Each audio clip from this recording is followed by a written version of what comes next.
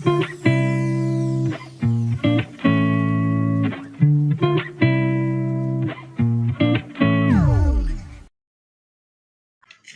ಥರ ಮನೆಯಲ್ಲೇ egg fried rice ಮಾಡಿಕೊಂಡ್ರೆ ಹೊರಗಡೆ ಹೋಗಿ ತಿನ್ನೋದೇ ಬೇಕಾಗಿಲ್ಲ. ಆರಾಮಾಗಿ ಮನೆಯಲ್ಲೇ ಮಕ್ಕಳು ಎಲ್ಲರೂ ತಿನ್ಬೋದು. ನೀವು ಟ್ರೈ ಮಾಡಿ, ಮನೆಯಲ್ಲಿ ಎಲ್ಲರೂ ಇಷ್ಟಪಡ್ತಾರೆ. ಎಗ್ ಫ್ರೈಡ್ ರೈಸಿಗೆ ಬೇಕಾಗಿರುವ ಪದಾರ್ಥಗಳು, ನಾನು 3 ಎಗ್ ತೊಗೊಂಡಿದ್ದೀನಿ.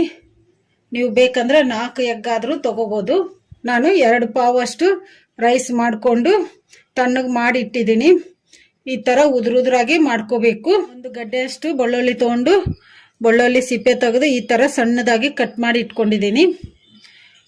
ಒಂದು ಸ್ವಲ್ಪ ಅಲ್ಲ ತೊಗೊಂಡು ಕ್ಲೀನಾಗಿ ತೊಳೆದು ಸಿಪ್ಪೆ ತೆಗೆದು ಈ ಥರ ಸಣ್ಣದಾಗಿ ಕಟ್ ಮಾಡಿ ಇಟ್ಕೊಂಡಿದ್ದೀನಿ. 1 ಮೀಡಿಯಮ್ ಸೈಜು ಉಳ್ಳಾಗಡ್ಡಿ ತೊಗೊಂಡು ಕ್ಲೀನಾಗಿ ತೊಳೆದು ಈ ಥರ ಕಟ್ ಮಾಡಿ ಇಟ್ಕೊಂಡಿದ್ದೀನಿ. ಒಂದು ಸ್ವಲ್ಪ ಎಲೆಕೋಸನ್ನು ಈ ಥರ ಸಣ್ಣದಾಗಿ ಕಟ್ ಮಾಡಿ ಇಟ್ಕೊಂಡಿದ್ದೀನಿ ಉದ್ದುದ್ದ. 3 ಹಸಿಮೆಣಸಿನ್ಕಾಯಿ ಕ್ಲೀನಾಗಿ ತೊಳೆದು ಈ ಥರ ಸಣ್ಣದಾಗಿ ಕಟ್ ಮಾಡಿ ಇಟ್ಕೊಂಡಿದ್ದೀನಿ. ಒಂದು ಸ್ವಲ್ಪ ಬೀನ್ಸನ್ನು ಕ್ಲೀನಾಗಿ ತೊಳೆದು ಈ ಥರ ಸಣ್ಣದಾಗಿ ಕಟ್ ಮಾಡಿ ಇಟ್ಕೊಂಡಿದ್ದೀನಿ. ಸ್ವಲ್ಪ ಕ್ಯಾರೆಟನ್ನು ಕ್ಲೀನಾಗಿ ತೊಳೆದು ಮೇಲೆ ಸಿಪ್ಪೆ ತೆಗೆದು ಸಣ್ಣದಾಗಿ ಕಟ್ ಮಾಡಿ ಇಟ್ಕೊಂಡಿದ್ದೀನಿ. ಉಪ್ಪು, ಕರಿಮೆಣಸಿನ ಪುಡಿ, ಎಣ್ಣೆ, green chilli sauce, soya sauce, vinegar, ಸ್ವಲ್ಪ ಟೇಸ್ಟಿಂಗ್ ಸಾಲ್ಟ್, ಇದನ್ನು ಅಜಿನೋಮೋಟೊ ಕೂಡ ಅಂತಾರೆ. ಎಗ್ ಫ್ರೈಡ್ ರೈಸ್ ಹೇಗೆ ಮಾಡೋದು ನೋಡೋಣ ಬನ್ನಿ. ಸ್ಟವ್ ಆನ್ ಮಾಡ್ಕೊಂಡು ಸ್ಟವ್ ಮೇಲೆ ಒಂದು ಕಡಾಯಿ ಇಟ್ಕೊಂಡಿದ್ದೀನಿ. ಕಡಾಯಿಗೆ 2 ಸ್ಪೂನಷ್ಟು ಎಣ್ಣೆ ಹಾಕಿಟ್ಟಿದ್ದೀನಿ. ಎಣ್ಣೆ ಕೂಡ ಬಿಸಿಯಾಗಿದೆ. ಈಗ ಇದಕ್ಕೆ ಎಗ್ ಹಾಕೋಣ.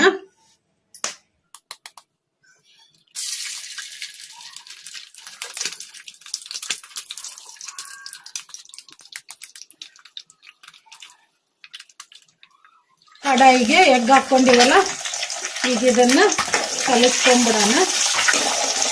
ಈ ಥರ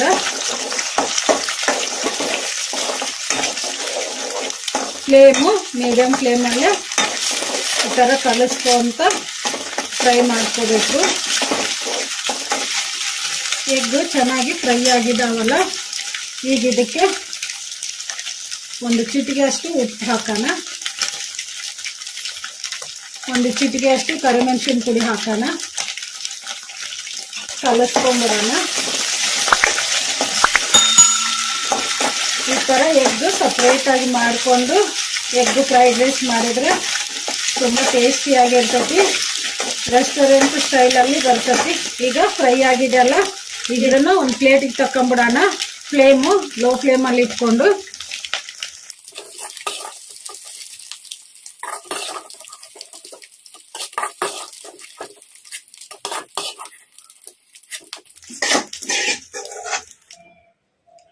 ಒಂದು ಪ್ಲೇಟಿಗೆ ತಕೊಂಡ್ಬಿಟ್ಟಿವಲ್ಲ, ಈಗ ಇದನ್ನು ಒಂದು ಸೈಡಿಗೆ ಇಟ್ಕೊಂಡ್ಬಿಡೋಣ. ನಾನು ಮತ್ತೆ ಅದೇ ಕಡಾಯಿ ತೊಗೊಂಡಿದ್ದೀನಿ. ಕಡಾಯಿಗೆ 3 ಸ್ಪೂನಷ್ಟು ಎಣ್ಣೆ ಹಾಕಿಟ್ಟಿದ್ದೀನಿ. ಎಣ್ಣೆ ಕೂಡ ಬಿಸಿಯಾಗಿದೆ. ಈಗ ಇದಕ್ಕೆ ನಾವು ಕಟ್ ಮಾಡಿ ಇಟ್ಕೊಂಡಿದ್ವಲ್ಲ ಸಣ್ಣದಾಗಿ ಬೆಳ್ಳುಳ್ಳಿ, ಈಗ ಇದನ್ನು ಹಾಕೋಣ. ಹಾಗೇನೆ ಅಲ್ಲ ಹಾಕೋಣ. ಕಲಿಸ್ಕೊಂಡ್ಬಿಡೋಣ. ಅಲ್ಲ ಬೆಳ್ಳುಳ್ಳಿ ಹಸಿ ವಾಸನೆ ಹೋಗೋವರೆಗೂ ಫ್ರೈ ಮಾಡ್ಕೊಂಡ್ಬಿಡೋಣ ಮೀಡಿಯಮ್ ಫ್ಲೇಮಲ್ಲಿ. ಅಲ್ಲ ಬೆಳ್ಳುಳ್ಳಿ ಹಸಿ ವಾಸನೆ ಹೋಗಿದೆ. ಈಗ ಇದಕ್ಕೆ ಉಳ್ಳಾಗಡ್ಡಿ ಹಾಕೋಣ.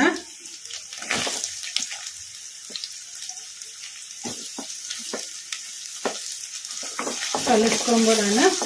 ಉಳ್ಳಾಗಡ್ಡಿ ಏನು ಜಾಸ್ತಿ ಫ್ರೈ ಆಗೋದೇನು ಬೇಡ. 1-2 ನಿಮಿಷ ಎಣ್ಣೆಗೆ ಫ್ರೈ ಮಾಡ್ಕೊಂಡ್ಬಿಡೋಣ. ಈ ಥರ ಕಲಿಸ್ಕೊಂತ 2 ನಿಮಿಷ ಆಗಿದೆ. ಉಳ್ಳಾಗಡ್ಡಿ ಒಂದು ಸ್ವಲ್ಪ ಫ್ರೈ ಆಗಿದ್ದಾವೆ. ಈಗ ಇದಕ್ಕೆ ಕ್ಯಾಬೇಜ್ ಹಾಕೋಣ. ಹಾಗೇನೆ ಕ್ಯಾರೆಟ್ ಹಾಕೋಣ. ಬೀನ್ಸ್ ಹಾಕೋಣ. ಹಸಿಮೆಣಸಿನ್ಕಾಯಿ ಹಾಕೋಣ. ಕಲಿಸ್ಕೊಂಡ್ಬಿಡೋಣ. ಇವೆಲ್ಲ ಜಾಸ್ತಿ ಫ್ರೈ ಆಗೋದೇನು ಬೇಡ. 1-2 ನಿಮಿಷ ಫ್ರೈ ಮಾಡ್ಕೊಂಬಿಡೋಣ ಹೈ ಫ್ಲೇಮಲ್ಲಿ. ಈ ಥರ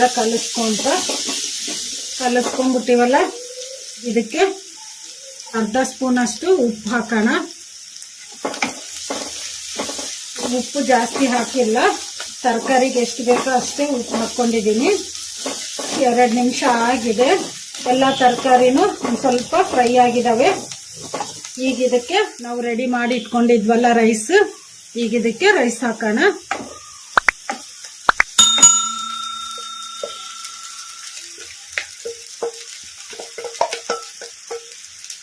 ಕಲಿಸ್ಕೊಂಡ್ಬಿಡೋಣ.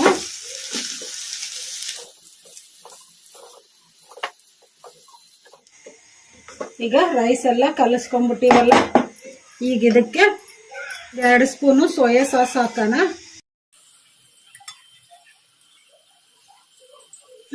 ಲೋ ಫ್ಲೇಮಲ್ಲಿ ಇಟ್ಕೊಂಡು ಹಾಕ್ಕೋಬೇಕು.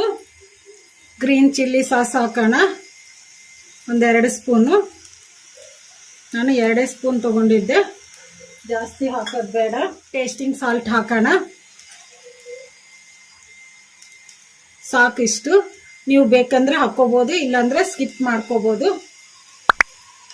ಈಗ ರೈಸಿಗೆ ಎಷ್ಟು ಬೇಕಷ್ಟು ಉಪ್ಪು ಹಾಕೋಣ. ಸಾಕು, ಸಾಸ್ಗಳಲ್ಲಿ ಕೂಡ ಉಪ್ಪು ಇರ್ತೈತಲ್ಲ, ಅದಕ್ಕೆ ನಾನು ಸ್ವಲ್ಪ ಹಾಕ್ಕೊಂಡಿದ್ದೀನಿ. 1 ಸ್ಪೂನಷ್ಟು ವಿನಿಗರ್ ಹಾಕೋಣ, 1-2 ಸ್ಪೂನು. ಕರಿಮೆಣಸಿನ ಪುಡಿ ಹಾಕೋಣ, 1 ಸ್ಪೂನ್ ಹಾಕಿ ಒಂದು ಸ್ವಲ್ಪ ಹಾಕ್ತಿದ್ದೀನಿ. ಕಲಿಸ್ಕೊಂಡ್ಬಿಡೋಣ.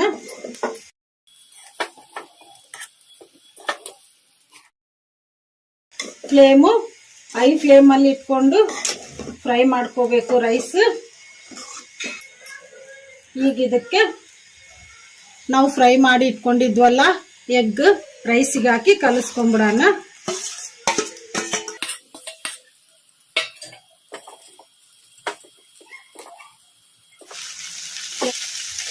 ಇದನ್ನೆಲ್ಲ ಕಲಿಸ್ಕೋಬೇಕಾದ್ರೆ ಹೈ ಫ್ಲೇಮಲ್ಲೇ ಕಲಿಸ್ಕೋಬೇಕು. ನಾವು ರೈಸ್ ತಣ್ಣಗೆ ಮಾಡಿ ಇಟ್ಕೊಂಡಿರ್ತೀವಲ್ಲ, ಈಗ ಬಿಸಿ ಆಗ್ಬೇಕಲ್ಲ, ಅದಕ್ಕೆ ಹೈ ಫ್ಲೇಮಲ್ಲಿ ಇಟ್ಕೊಂಡೆ ಕಲಿಸ್ಕೋಬೇಕು. ಈ ಥರ ಮನೆಯಲ್ಲೇ ಎಗ್ ಫ್ರೈಡ್ ರೈಸ್ ಮಾಡಿಕೊಂಡ್ರೆ ಹೊರಗಡೆ ಹೋಗಿ ತಿನ್ನೋದೇ ಬೇಕಾಗಿಲ್ಲ. ಆರಾಮಾಗಿ ಮನೆಯಲ್ಲೇ ಮಕ್ಕಳು ಎಲ್ಲರೂ ತಿನ್ಬೋದು. ರೆಡಿಯಾಗಿದೆ ಎಗ್ ಫ್ರೈಡ್ ರೈಸ್.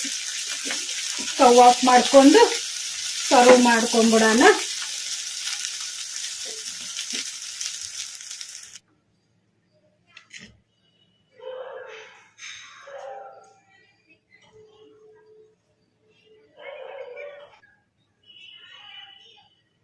ರೆಡಿಯಾಗಿದೆ ಎಗ್ ಫ್ರೈಡ್ ರೈಸ್.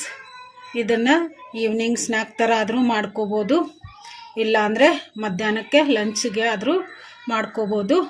ತುಂಬ ಟೇಸ್ಟಿಯಾಗಿರ್ತೈತಿ. ಈ ಥರ ಮಾಡಿಕೊಂಡ್ರೆ ಟೇಸ್ಟ್ ಮಾತ್ರ ರೆಸ್ಟೋರೆಂಟ್ ಸ್ಟೈಲಲ್ಲೇ ಇರ್ತೈತಿ. ತುಂಬ ಟೇಸ್ಟಿಯಾಗಿರ್ತೈತಿ. ನೀವು ಟ್ರೈ ಮಾಡಿ, ಮನೆಯಲ್ಲಿ ಎಲ್ಲರೂ ಇಷ್ಟಪಡ್ತಾರೆ. ಈ ವಿಡಿಯೋ ನಿಮಗೆ ಇಷ್ಟ ಆದರೆ ನನ್ನ ಚಾನಲನ್ನು ಸಬ್ಸ್ಕ್ರೈಬ್ ಮಾಡಿ, ಲೈಕ್ ಮಾಡಿ, ಶೇರ್ ಮಾಡಿ, ಕಮೆಂಟ್ ಮಾಡಿ. ಸಬ್ಸ್ಕ್ರೈಬ್ ಬಟನ್ ಪಕ್ಕ ಬೆಲ್ ಬಟನ್ ಇರುತ್ತೆ, ಅದನ್ನು ಪ್ರೆಸ್ ಮಾಡಿ. ನಾನು ಯಾವುದೇ ಒಂದು ಕುಕ್ಕಿಂಗ್ ಹೊಸ ವಿಡಿಯೋ ಮಾಡಿದರೂ ನಿಮಗೆ ನೋಟಿಫಿಕೇಷನ್ ಬರುತ್ತೆ. Thank you for watching.